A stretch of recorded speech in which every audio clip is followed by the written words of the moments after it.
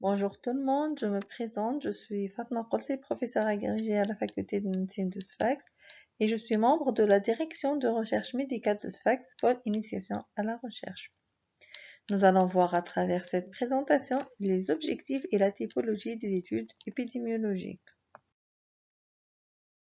Ce cours fait partie de l'élément constitutif du module numéro 6, notions de base en épidémiologie. Et à la fin de cette présentation, vous devrez être capable de décrire les différents types d'enquêtes épidémiologiques et sélectionner l'approche appropriée pour mener une enquête épidémiologique en fonction des objectifs spécifiques et de la faisabilité. Et pour répondre à ces objectifs, nous allons commencer par la définition de l'épidémiologie.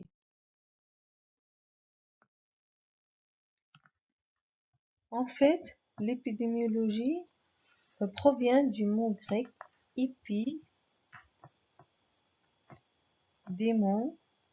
démiologie. Épi, c'est-à-dire sur, parmi ou à travers. Démio provient du mot démos, qui est synonyme au peuple.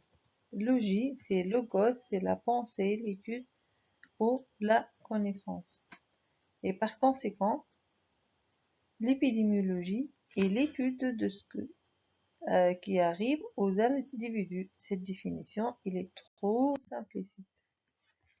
En fait, l'épidémiologie est une discipline scientifique dont l'objet est l'étude de la distribution des problèmes de santé dans une population et le rôle des facteurs qui la déterminent.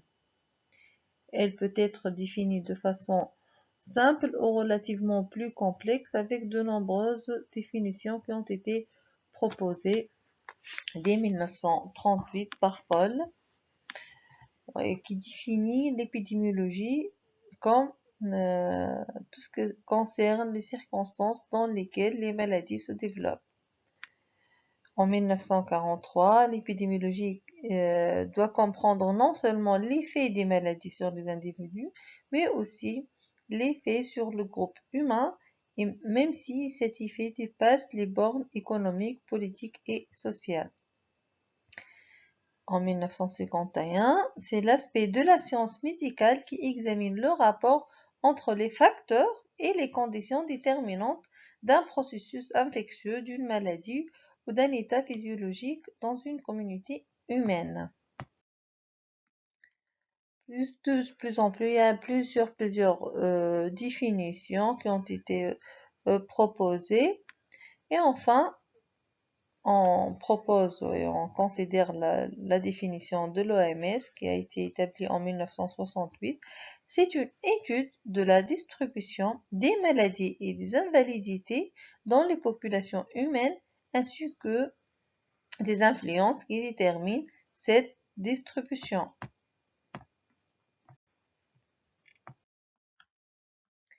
En fait, les objectifs de l'épidémiologie, c'est de recueillir, analyser, interpréter, diffuser, utiliser les résultats d'une recherche afin de promouvoir la santé et réduire les problèmes de santé, c'est-à-dire la prévention.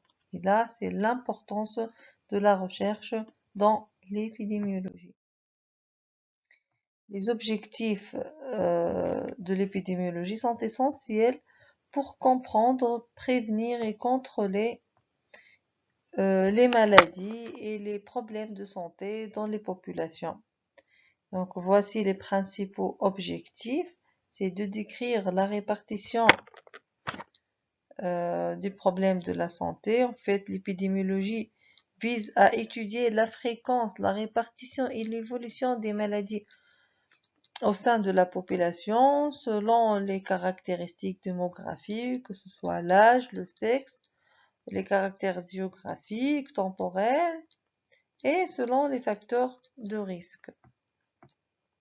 Le deuxième objectif, c'est d'identifier les facteurs de risque et les déterminants de santé, et cela en étudiant les associations entre les expositions c'est-à-dire le comportement, l'environnement, la génétique et les maladies. Donc l'association entre l'exposition et la maladie.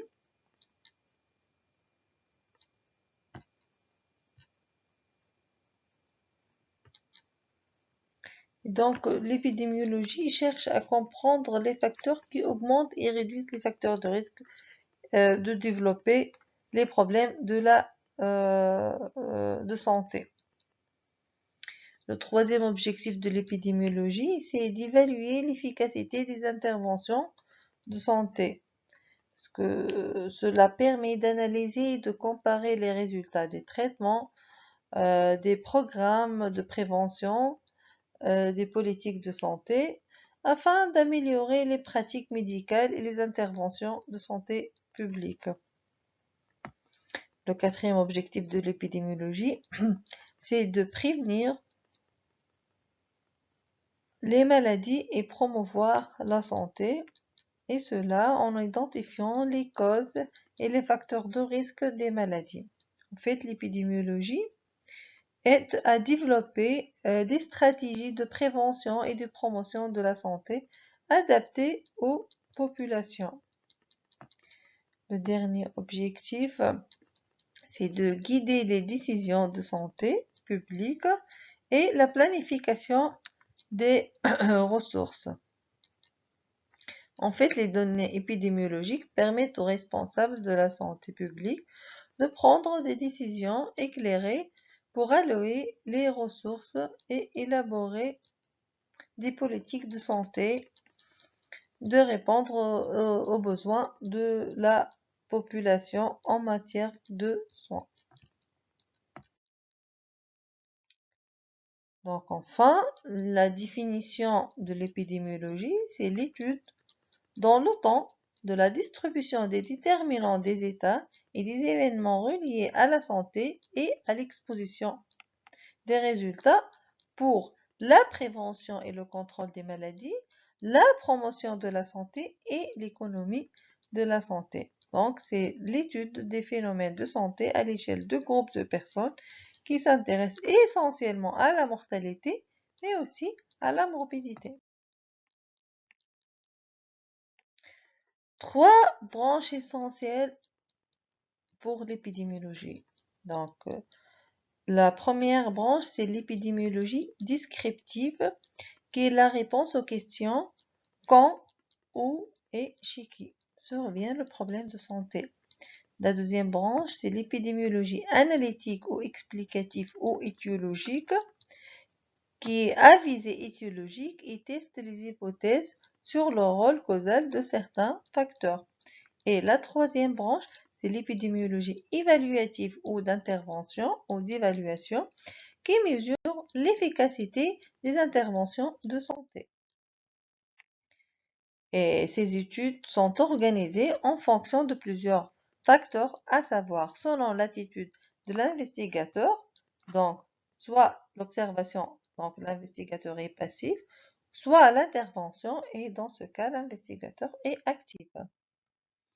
Aussi selon la position dans le temps, est-ce que c'est rétrospectif dans le passé, prospectif dans le futur ou transversal dans le présent. Aussi dans l'objectif, est-ce qu'on est dans l'épidémiologie descriptive purement, analytique à visée étiologique ou évaluative d'intervention.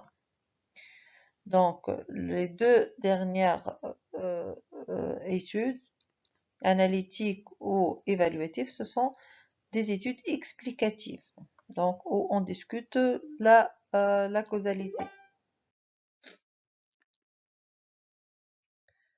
Aussi, la typologie des études épidémiologiques se fait selon la population étudiée.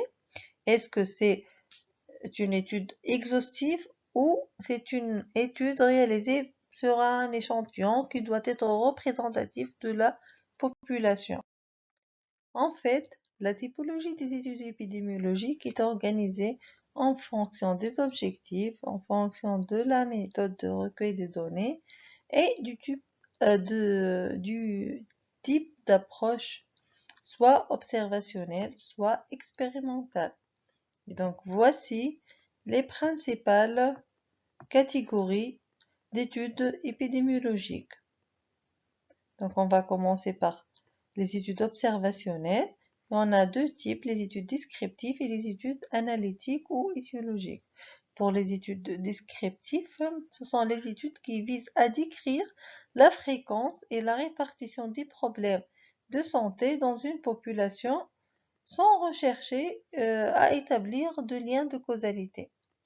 Elles permettent de dégager des hypothèses de recherche seulement. Donc, on commence par les études de prévalence ou les études transversales qui recueillent des données à un moment précis dans le temps pour déterminer la prévalence d'une maladie ou d'un facteur de risque. Pour les études de cas ou de séries de cas, ça concerne une maladie généralement. Il se concentre à un cas ou sur une série de cas pour décrire en détail les caractéristiques cliniques d'une maladie qui est généralement rare ou exceptionnelle. Et enfin, c'est les études de cohortes descriptives, que sont des cohortes purement descriptives sans études analytiques et étiologiques à visée étiologique dans le sens de rechercher un lien de causalité. Le deuxième type d'études observationnelles, ce sont les études analytiques et étiologiques, et ces études ont pour objectif d'établir des liens entre une exposition et une maladie. Donc, on distingue les études de cas témoins, qui sont des études rétrospectives. Ça compare des individus atteints d'une maladie, qui sont les cas, à des individus sans la maladie témoin. Et on va identifier des expositions antérieures. C'est pour cela que ce sont des études rétrospectives ces expositions peuvent être associées à la maladie. Pour les études cohortes, ce sont des études prospectives. Donc, pour un groupe d'individus, on va le suivre dans le temps et quand on compare l'incidence de la maladie chez des individus exposés aux facteurs de risque et des individus non exposés aux mêmes facteurs de risque. Donc, elles permettent de calculer le risque relatif et observer l'évolution de la maladie dans le temps. Donc, maintenant, on va passer aux études expérimentales. Ces études impliquent une intervention et sont généralement utilisées à visée diagnostique ou pronostic pour évaluer l'efficacité des traitements ou des interventions préventives. Et donc là, les types d'études d'évaluation, ce sont les études de diagnostic, les études pronostiques et les essais thérapeutiques. Un autre type d'études qui sont ni observationnelles ni expérimentales, ce sont les études de synthèse de la littérature, à savoir les revues systématiques et les méta-analyses. Donc, bien qu'elles ne soient pas des études primaires, ces études permettent de synthétiser les résultats de plusieurs études similaires afin de fournir une vue d'ensemble plus robuste.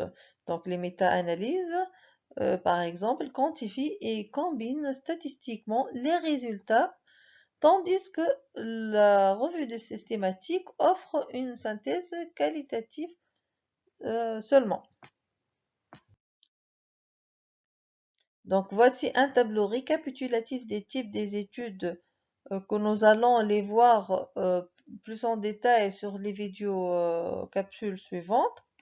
Donc, cette typologie aide à choisir le type de l'étude le mieux adapté aux objectifs de recherche et aux contraintes pratiques. Merci pour votre attention.